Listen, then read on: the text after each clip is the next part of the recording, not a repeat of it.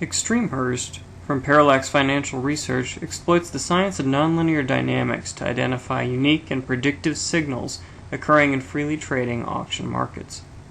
There are two types of ExtremeHurst signals that we call extensions and compressions. These correspond to the extreme high and low ends of the Hurst exponent distribution.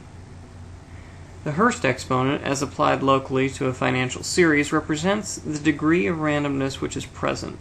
Deviations from random take the form of mean reversion or trend persistency.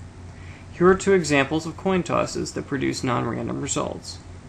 As you can see, the sequence alternates in a predictable manner. It is non-random and mean reverting. The next coin toss sequence is trend persistent. Note how often an H comes up. Extensions correspond to extreme levels of trend persistency on multiple scales and mark the end of trend persistent periods, either at market tops or bottoms. Because these events are similar to critical failure points in materials, we also get cyclical aftershocks following the extension. The best way to picture this herding behavior is to imagine that when most investors agree a stock is going up or down, they have probably all acted on their belief and the buying or selling dries up, leading to a reversal, like a spring stretched too far. Compressions correspond to extreme levels of mean reversion on multiple scales. These signals mark the beginning of trends by finding the point at which supply and demand are vigorously competing in a tug of war. Price is expected to move very rapidly away from its current price, either up or down. The ExtremeHurst signals work on all freely traded securities and on all timescales, provided sufficient liquidity is present. The predictive edge lasts 15 to 20 price bars, so for monthly scale data, this means the signal's effects might continue for as long as 20 months. Signals have at least three important uses: positioning a trade, identifying transitions from a trending to a sideways market, or from a sideways to a trending market, and identifying crowd effect aberrations such as bubbles or busts that can severely affect portfolio performance. Signals are ranked from 1 to 100, depending on how closely they correspond to the ideal signal. An ideal signal exhibits three characteristics: a price acceleration that deviates significantly from a normal Gaussian expectation, ExtremeHurst exponent measurements on multiple scales, log periodic price ripples which converge to the signal date, and unique price and volume sequencing. We combine factors using a pre-trained neural network to produce our final signal rank.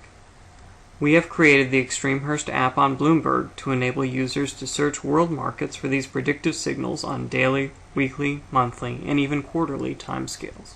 The app is divided into 7 sections: banner at the top, security and filter selection, search progress, signal list, and your plot of the selected signal. At the very bottom, there's a zoom slider and output options. Let's take a closer look at security selection. The user can select which securities to search by either reading in a text file with one security name per line, or just select a region or country where a security is traded. Next, select the type of security and time scale desired. Keep in mind that our signals are active for an average of 20 bars.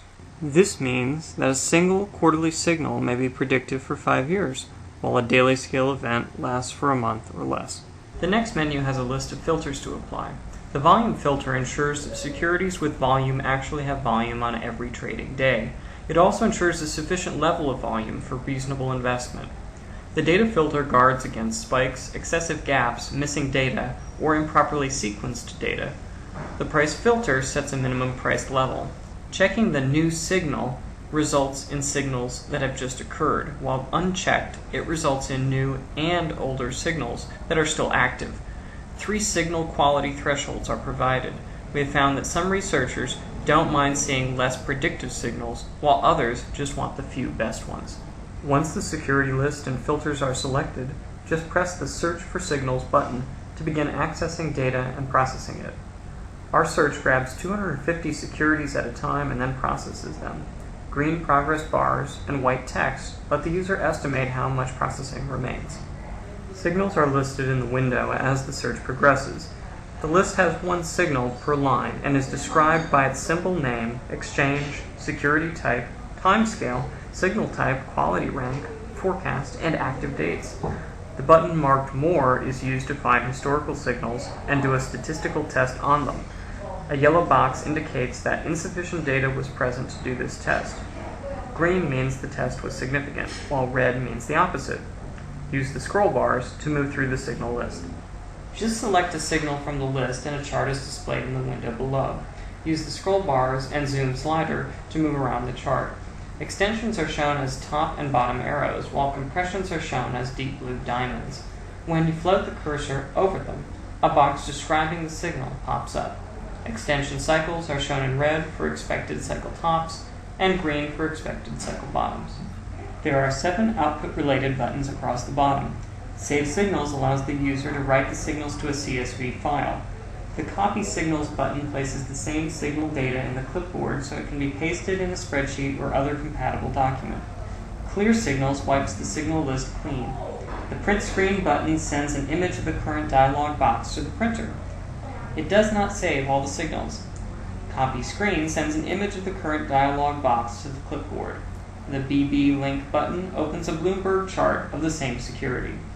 Finally, the Chartbook Plus button accumulates the user's favorite chart images for later printing and viewing.